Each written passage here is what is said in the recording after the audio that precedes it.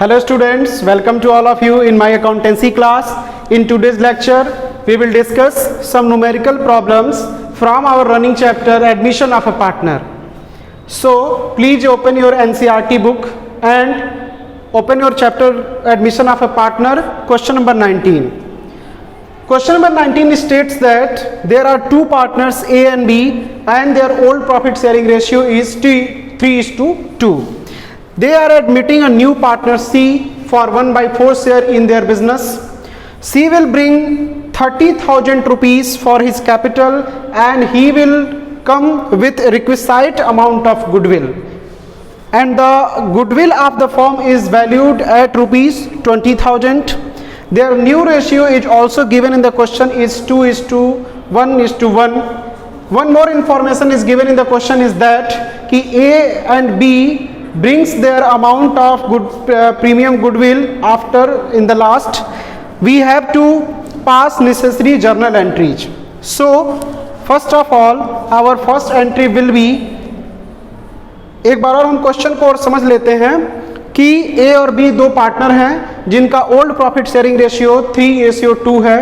वो C को नए पार्टनर के रूप में अपने 1/4 शेयर के लिए बिजनेस में शामिल करते हैं. आने के बदले जो C है वो 30,000 रुपीज़ 30,000 रुपये अपने कैपिटल के रूप में लाता है और जो उसके गुडविल का अमाउंट है वो अपनी जो गुडविल की हिस्सेदारी होगी वो लाने पे राजी होता है. जो फर्म की गुडविल है वो 20,000 रुपये है और उनका न्यू प्रॉफिट शेयरिंग रेशियो 2:1 दिया हुआ है.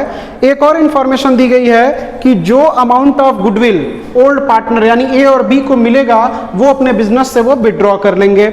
हमें जो इनका नेसेसरी जर्नल एंट्री पास करनी है. अभी हम जैसे जैसे स्टेप बाय स्टेप क्वेश्चन को सॉल्व करेंगे मैं आपको वर्किंग नोट्स भी बताते चलूंगा. तो सबसे पहला इस क्वेश्चन में क्या हुआ है कि सी है जो हमारा न्यू पार्टनर वो हमारे लिए amount of capital and goodwill लेके आया हुआ है. तो पहली एंट्री करेंगे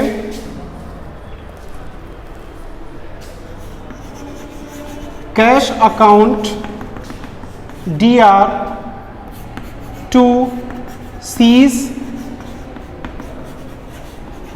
capital account to premium for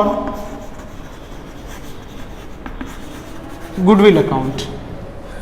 We know very well that C brings 30,000 rupees for his capital.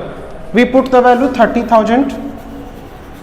30,000 रुपये C गुडविल के लिए ला रहा है, 30,000 रुपये C कैपिटल के लिए ला रहा है, वो हमने लिख दिया. लेकिन अब हमें गुडविल का अमाउंट निकालना है कि सी हमारे बिजनेस में जब आ रहा है तो वो गुडविल के लिए कितने पैसे ला रहा है.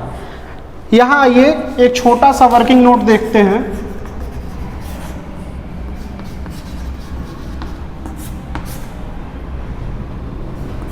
Goodwill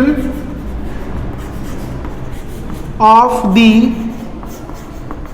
firm is equal to 20,000 rupees. Goodwill of the firm question में दिया हुआ है 20,000 रुपये. सी जो आ रहा है उसका शेयर है, इधर लिखेंगे C share is equal to 1/4. Then we can find out C's share of goodwill will be 20,000 by 4. It will be 5,000. So here the amount of goodwill will be 5,000.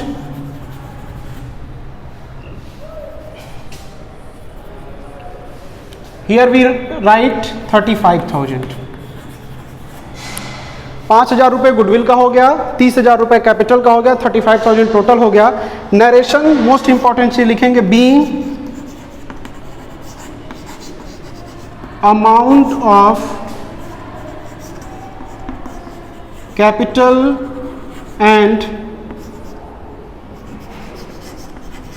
goodwill received from C. It will be our first entry. आप लोग ये working note कर लेंगे तुरंत. अभी थोड़ी देर बाद इसको इरेज किया जाएगा. ये हमारी फर्स्ट एंट्री थी कि जो हमारा कैपिटल का अमाउंट 30,000 और गुडविल का अमाउंट जो 5,000 है वो हमें मिल गया है. अब हम बिजनेस में इसको लेकर के आ गए हैं. आप लोग वर्किंग नोट करिए.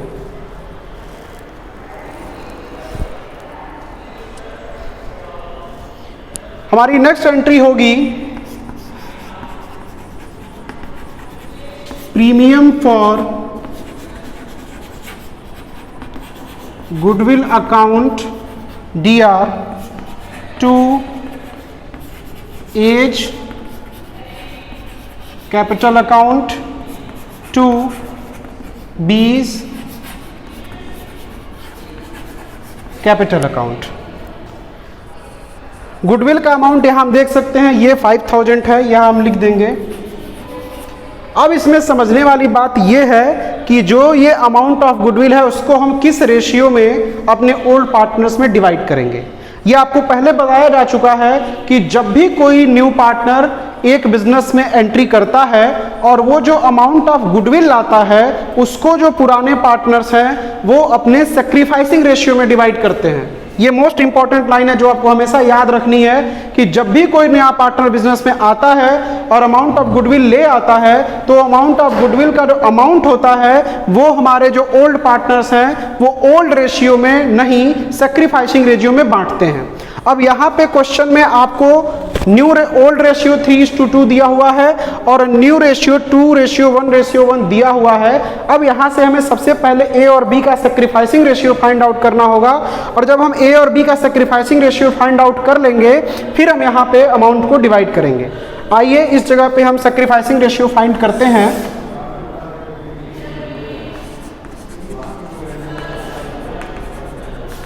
सैक्रिफाइसिंग रेशियो ऑफ ए। अब सैक्रिफाइसिंग रेशियो का फॉर्मूला आप सभी जानते हैं कि old ratio minus new ratio. Old ratio है ए का 3/5 और यहां से माइनस करेंगे न्यू रेशियो 2/4। इसको सॉल्व करेंगे तो ये हो जाएगा 20, ये हो जाएगा 12 - 10 2/20।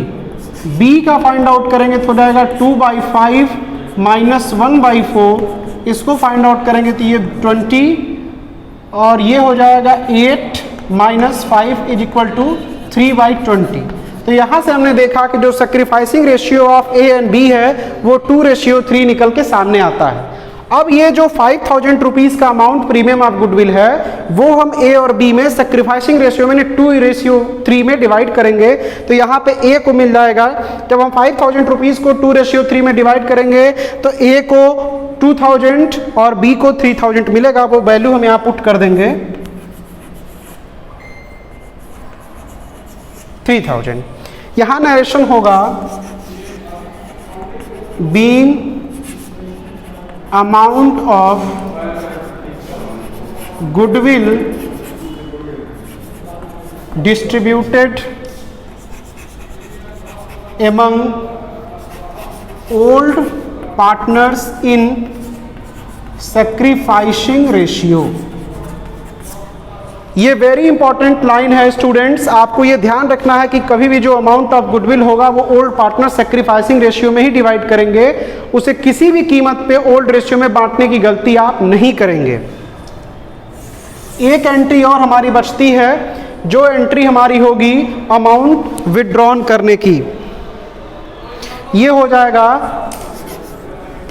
As capital account DR B's capital account DR to C's capital account. A का जो अमाउंट है 2000 और जो बी का है ये लोग विड्रॉ कर लेंगे।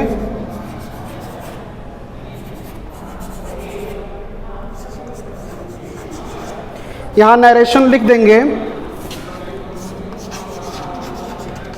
Being amount of goodwill withdrawn. इस तरीके से ये 3 रिक्वायर्ड जर्नल एंट्री हमें जो करनी थी वो हमने कर दिया है।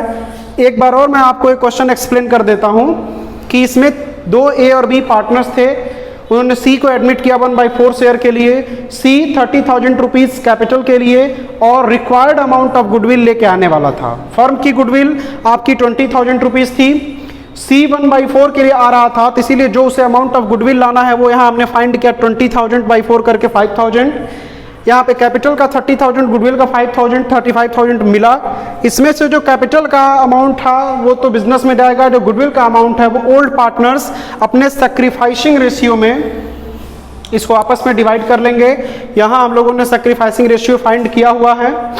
आफ्टर दैट जब सैक्रिफाइसिंग रेशियो निकल जाएगा, क्वेश्चन में ये भी कहा गया है कि ए और बी अपने बिजनेस से जो अमाउंट ऑफ गुडविल है उसको विड्रॉन करते हैं, तो ए और बी का अमाउंट हम लोग विड्रॉन कर देंगे। ये हमारी नेसेसरी जर्नल एंट्रीज थी। I hope you understand this question. On the basis of this method you all are suggested to solve next questions also. Thank you so much.